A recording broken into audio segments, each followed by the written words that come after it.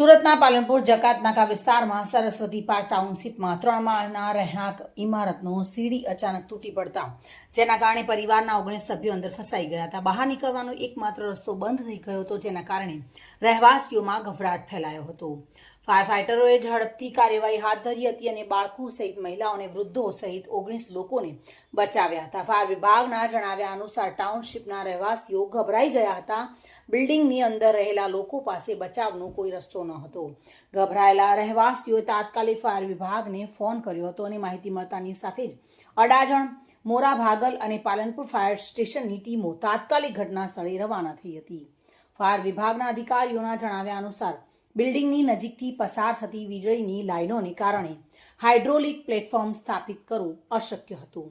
તેથી ફાયર ફાઇટરોએ જોખમ લેતા સીડીનો ઉપયોગ કરીને મેન્યુઅલી બચાવ કામગીરી શરૂ કરી હતી અને બીજા બ્લોકમાંથી 11 લોકોને નીચે ઉતારવામાં આવ્યા હતા, જ્યારે 8 અન્ય લોકોને આગળ અને પાછળની બાજુની સુરક્ષિત જગ્યાએથી બહાર કાઢવામાં આવ્યા હતા.